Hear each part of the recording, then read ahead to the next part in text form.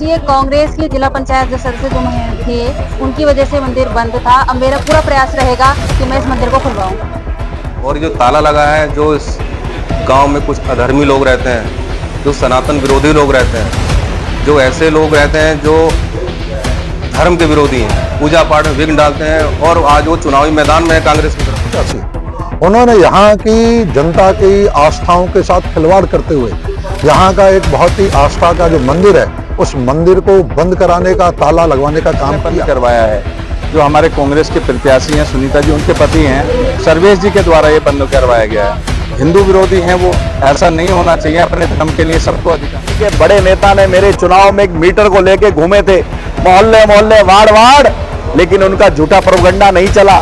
जो मंदिर के अंदर माँ को बंद करके रखते हैं, ताले में रखते हैं, जो माँ के मंदिर के लिए कोर्ट तक की शरण लेते हैं। क्षेत्र में चल रहे पंचायत चुनाव के बीच भाजपा ने कीरतपुर गांव में पिछले 12 वर्षों से बंद पड़े मंदिर को लेकर कांग्रेस को जमकर हमला बोला।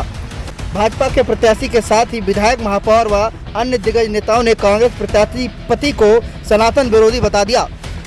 आने वाली 28 तारीख को होने वाले मतदान को लेकर बीजेपी समर्थित प्रत्याशी कोमल चौधरी संग भाजपा प्रत्याशियों ने चुनाव को लेकर दमखम लगा दिया है, जो अपने क्षेत्र कोरैया में जमकर जोरों शोरों से जनसंपर्क और डोर टू डोर अभियान चला रहे हैं। अगर आज बात करें रुद्रपुर से सटे कीरतपुर क्षेत्र की, तो कीरतपुर में सालों से बंद पड़े मंदिर का कहीं न कहीं आज जीर्णोद्धार करने का फैसला भी लिया गया है। इस मंदिर को बंद करवाया प्रत्याशी और वह सनातन विरोधी भी हैं।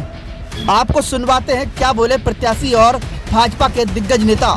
जी, ये कांग्रेस की जिला पंचायत जो सदस्य जो थे उनकी वजह से मंदिर बंद था। अब मेरा पूरा प्रयास रहेगा कि मैं इस मंदिर को खुलवाऊं। मुझे सभी का पूरा समर्थन मिला है। सारी मातृशक्तियां, भाई, बड़े बुजुर्ग सब मेरे साथ हैं। लगातार सबका मुझे बहुत प्यार मिल रहा है।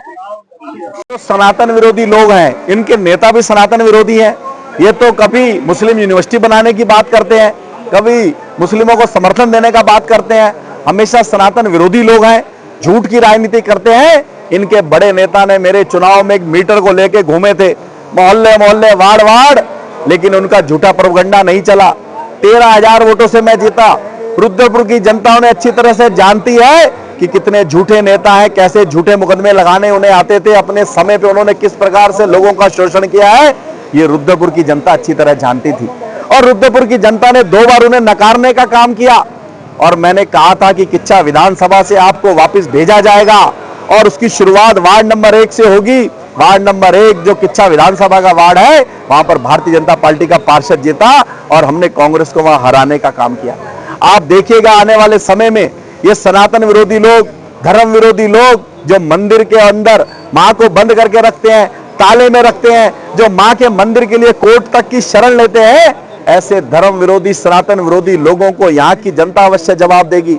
यहाँ पर वो मंदिर है जहां पर उत्तराखंड के मुख्यमंत्री आदरणीय पुष्कर सिंह धामी जी ने स्वयं आके यहाँ दुर्गा पूजा के अंदर यहाँ पूजा की थी। हम लोगों ने लगातार यहाँ पर आके कई वर्षों में आदरणीय धीरेन्द्र मिश्रा जी के साथ हमने यहाँ पूजा की थी। ऐसे सनातन विरोधी लोग क्षेत्र की जनता उन्हें पहचान चुकी है, इनके नेताओं को भी जानती है, उनके नेताओं का क्या चरित्र है, क्या चाल है। मैं जिनको चैलेंज करना चाहता हूं, ये सीट तो हम जीतेंगे, लेकिन किच्छा विधानसभा चुनाव भी हम जीतेंगे। आने वाले 2027 में पुष्कर सिंह धामी जी के नेतृत्व में किच्छा में भी हमारा विधायक बनेगा, रुद्रपुर में भी हमारा विधायक बनेगा और उत्तराखंड के अंदर पुनः कमल खिलेगा।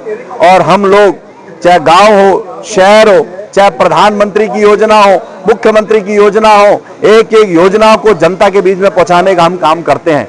चाहे वो प्रधानमंत्री आवास योजना हो, उज्ज्वला योजना हो, आयुष्मान योजना हो, चाहे वो बेरोजगारों के लिए रोजगार की बात हो, विश्वकर्मा योजना हो, एक एक योजना को हमने जनता तक पहुंचाने का हमेशा काम किया है। अंत्योदय की भावना के साथ भारतीय जनता पार्टी काम करती है। भारतीय जनता पार्टी का नारा है अंतिम छोर के व्यक्ति को समाज की मुख्य धारा से जोड़ना।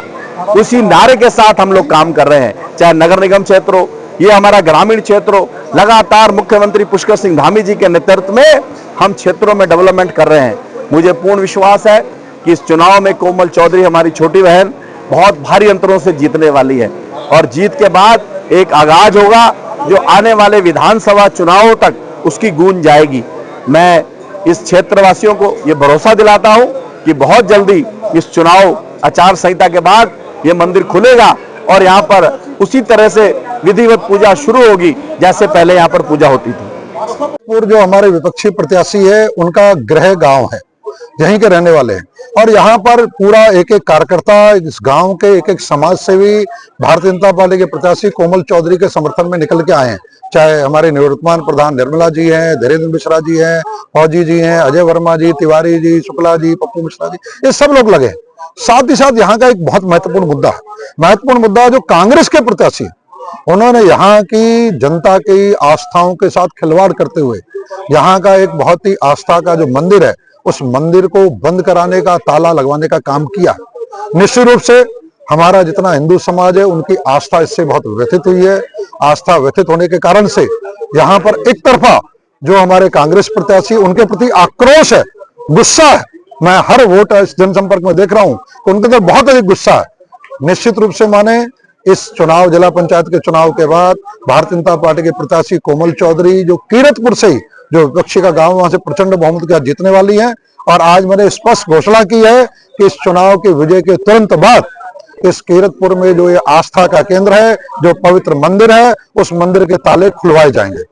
आपके साथ धीरेन्द्र मिश्रा भी। मैं यहाँ कीरतपुर की जनता को आश्वस्त करता हूँ, उनकी आस्था के साथ जो कांग्रेस के प्रत्याशियों ने खिलवाड़ किया और यहाँ के जो मंदिर में ताला लगवाया है और हमारी माता रानी के अंदर जो है बंद करने की जो प्रयास किया गया है, उसको हम बर्दाश्त नहीं करेंगे। इस चुनाव के तुरंत बाद इसको हम प्रशासन से बात करके इस मंदिर को खुलवाएंगे।